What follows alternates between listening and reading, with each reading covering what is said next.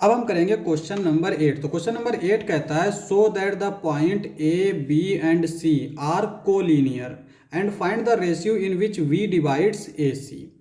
तो हमसे कह रहा है कि हमें शो करना है कि ए बी सी ये तीनों कोलिनियर हैं। देखो यहाँ पे ये जो ए पॉइंट है ये 3 है इसमें, ठीक है, यानी ये 3D का पॉइंट है, 3 डायमेंशन का पॉइंट है, ये भी 3 डायमेंशन का पॉइंट है। तो अब 3 डायमेंशन में जो पॉइंट्स होते हैं, जैसे हम अगर कहीं स्पेस में सोचें तो यहाँ पे पॉइंट कहीं पे भी हो सकते हैं 3। कोलिनियर का मतलब ये है कि वो 3 पॉइंट जो एक ही लाइन में हो, अगर एक लाइन खींचें तो ये तीनों पॉइंट उस लाइन पे लाई करते हो, ठीक है। तो अब अगर देखो हमें अगर किसी 3 पॉइंट को शो करना है कि वो कोलिनियर है तो हम क्या कर सकते हैं, यहाँ पे देखो इसका सम इसका सम, यानी ये जो लेंथ है और ये जो लेंथ है इन दोनों को अगर हम ऐड करेंगे तो वो हमारा इसके इक्वल आएगा, तो हम कह देंगे कोलिनियर है। अब अगर जैसे हमने ये 3 पॉइंट हैं, इन 2 पॉइंट को हमने इनको ऐड किया, इस लेंथ को और इस लेंथ को ऐड किया। अब वो लेंथ हमारी अगर इसके इक्वल नहीं आ रही है तो इसका मतलब क्या होगा, इसका मतलब ये पॉइंट इस पे नहीं है। एग्जाम्पल के लिए जैसे यहाँ पे ये 2 पॉइंट हैं और एक ये तीसरा पॉइंट जो इस लाइन पे नहीं है, तो अगर हम इसको देखें और इसको देखें, इन दोनों को जब हम ऐड करेंगे तो वो हमारा क्या होगा, इससे तो ज़्यादा ही होगा, है ना। तो इसका मतलब कोलिनियर नहीं है। यानी अगर हम इसको पॉइंट मान लें ए बी सी, तो यहाँ पे A B plus B C जो है ये ग्रेटर होगा ए सी के। तो जब भी कोलिनियर नहीं होगा तो उसमें 2 लाइन का सम जो है वो तीसरी लाइन से हमेशा ज़्यादा होगा, और यही हमारी ट्राइंगल की प्रॉपर्टी होती है। ट्राइंगल क्या होता है, ट्राइंगल में किसी भी 2 साइड्स का जो सम है वो तीसरी साइड से बड़ा होता है, और अगर 2 साइड का सम किसी तीसरी साइड के इक्वल आ जाता है तो ट्राइंगल फॉर्म नहीं करता है, क्योंकि वो तीनों पॉइंट क्या हो जाते हैं, कोलिनियर हो जाते हैं। अब यहाँ पे हम यही चीज़ देखेंगे, तो पहले हम क्या करते हैं, ए बी निकाल लेते हैं। तो ए बी का मैग्नीट्यूड क्या आएगा, पहले ए बी निकाल लेते हैं। तो ए बी जो हमारा आएगा वो आएगा ओ बी माइनस ओ ए। ओ बी का मतलब ये है कि बी पॉइंट जो दे रखा है इसमें सिर्फ आई लगा देना है, इसमें आई जे के प्लस 0 जे माइनस 2 के माइनस, इसका पोजीशन वेक्टर क्या आएगा, आई माइनस 2 जे माइनस 8 के। यहाँ पे 5 आई है और ये तो 0 हो जाएगा, माइनस 2 के, यहाँ माइनस अंदर मल्टीप्लाई कर देंगे तो ये माइनस का आई प्लस का 2 जे प्लस का 8 के। इसको थोड़ा सॉल्व कर लेते हैं। तो 5 आई यानी इसमें से जब इसको सब्ट्रैक्ट करेंगे तो ये 4 आई बचेगा, और जे वाला तो सिर्फ एक ही टर्म है, के वाले में ये माइनस का ये प्लस का, तो ये प्लस का 6 के बचेगा। ये हमारा आ गया ए बी। अब हम निकाल लेते हैं बी सी। तो बी सी कैसे निकालेंगे, ओ सी माइनस ओ बी। ओ सी क्या आएगा हमारा, इसमें सिर्फ हम आई जे के ले लेंगे, तो ये हो जाएगा 11 आई प्लस 3 जे प्लस 7 के, ठीक है। तो यहाँ पे ये इस तरह से आ गया, माइनस ओ बी क्या हो जाएगा 5 आई माइनस का 0 जे, ये माइनस का है, ये माइनस पहले से लगा है तो हम प्लस 2 के। यहाँ पे हमने क्या किया, बेसिकली माइनस से अंदर मल्टीप्लाई कर दिया। अब यहाँ पे आई का टर्म है, ये 11 है, ये 5 है, तो यहाँ पे बचेगा 6 आई, ये 3 है और ये 0 है, तो यहाँ पे 3 जे ही बचेगा। ये 7 के है, ये प्लस 2 के है, ये हो जाएगा 9 के। तो ये आ गया हमारा, ठीक है। अब हम निकाल लेते हैं ए सी, यानी हमारी एक लाइन है उस पर 3 पॉइंट हैं ए बी सी। हम क्या चेक करेंगे, इसका और इसका सम इसके इक्वल है कि नहीं है। ए सी हमारा क्या आएगा, ओ सी माइनस ओ ए।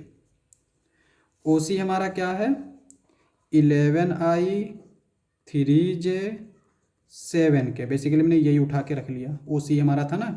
और ओ ए क्या है, ये है हमारा, तो आई माइनस 2 जे माइनस 8 के। अब यहाँ पे क्या करेंगे, इसको सिंप्लीफाई कर लेंगे। ये 11i है, ये माइनस का i है तो ये बचेगा 10i। और यहाँ पे ये 3j है, ये माइनस है, माइनस माइनस प्लस, तो ये 3 2 5j हो जाएगा। ये 7 है, ये माइनस माइनस प्लस, 7 और 8 15k आ जाएगा। तो ये हमारा AC आ गया। अब हमें क्या करना है, इनके सबके मैग्नीट्यूड फाइंड कर लेते हैं। तो AB जो है इसका मैग्नीट्यूड क्या आएगा, √4² 2 स्क्वायर 6 स्क्वायर, 4 का स्क्वायर 16, 2 का स्क्वायर 4, 6 का स्क्वायर 36, और इन तीनों को ऐड कर देंगे। 36 में 4 ऐड करेंगे 40, 40 और 16 40 50 56, ये आ गया हमारा 56।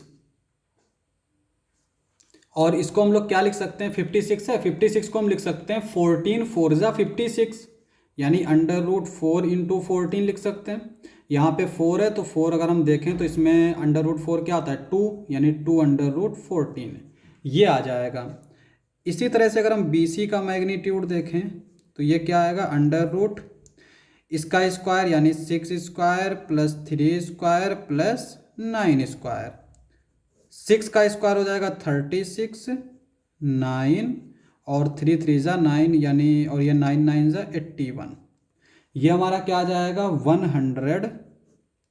126। और इसको हम लोग लिख सकते हैं 3 √14, ठीक है, क्योंकि 14 9 ज़ा 126, ये आ गया 3 √14। अब हम देखते हैं AC का मैग्नीट्यूड, ठीक है।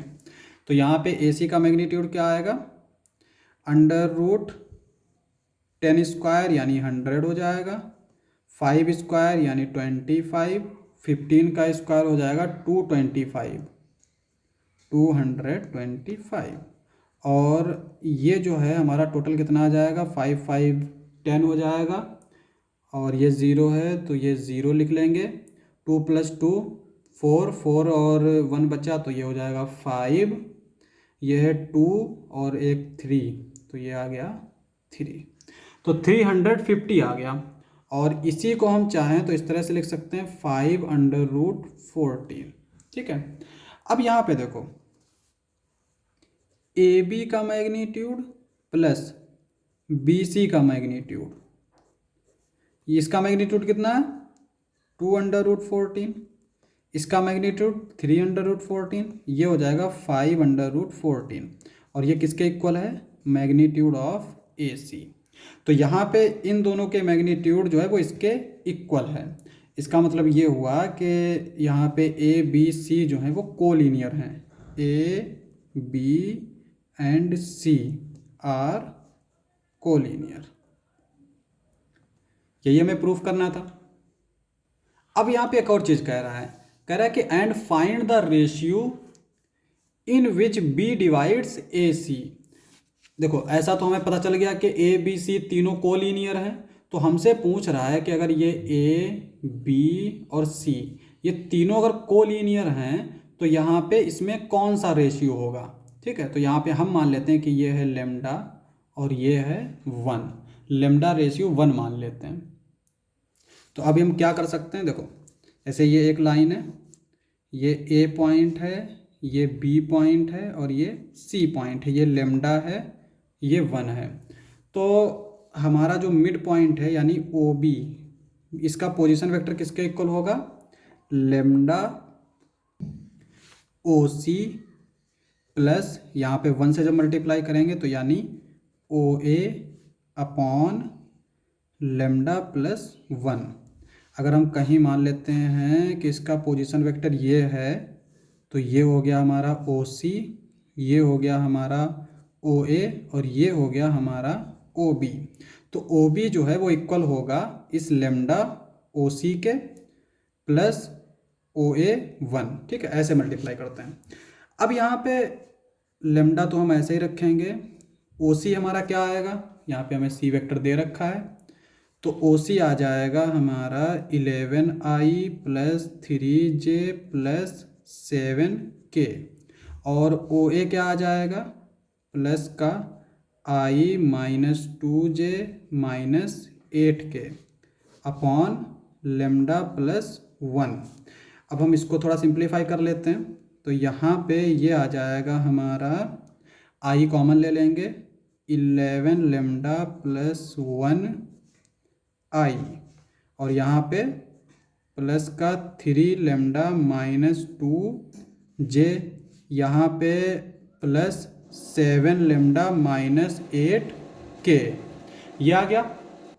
और अपॉन में लेमडा प्लस 1, और इधर हमारा क्या चल रहा है, ओ बी, तो ओ बी हमारा क्या होगा, यहाँ पे 5i 0j, तो 0 ही हो जाएगा, माइनस 2k।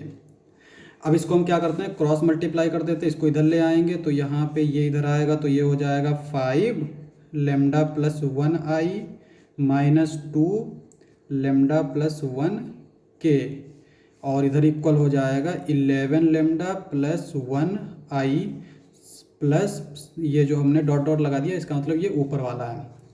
अब यहाँ पे इसको हम कंपेयर कर लेते हैं, तो कंपेयर हम लोग सिंपल तरीके से करेंगे। देखो यहाँ पे i है, इसके साथ हम कंपेयर कर सकते हैं, ये k वाला है वेक्टर, तो k वाले के साथ कंपेयर कर सकते हैं। लेकिन यहाँ पे अगर हम सिंपल सी चीज़ देखें तो यहाँ पे ये j है, ठीक है, और j वाला इधर है नहीं।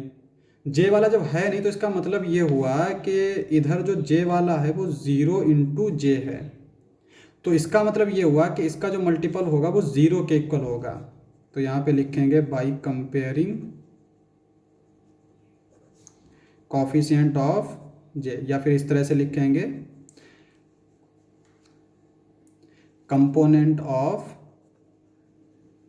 जे। तो यहाँ पे क्या आएगा, 3 lambda minus 2 is equal to 0, क्योंकि यहाँ पे अगर हम इसको इसके इक्वल रखते, यहाँ पे ये जो है अगर हम इसके इक्वल रखते तो हमें दोनों तरफ होते लेमडा वाली इक्वेशन, तो हमें इसको सॉल्व करना पड़ता, लेमडा की वैल्यू निकालनी पड़ती, तो हमने डायरेक्टली ऐसे रख दिया। तो यहाँ से अगर हम देखें तो लेमडा आ गया 2/3, ये आ गया। और हमने जो रेशियो लिया था वो क्या लिया था, लेमडा रेशियो 1, मतलब लेमडा अपॉन 1 मतलब लेमडा, ये आ गया हमारा 2/3, तो इसका मतलब ये हो गया 2/3, तो ये आ गया 2/3, यानी ये जो b है वो AC को 2/3 में डिवाइड कर देता है। यही हमारा आंसर हो जाएगा।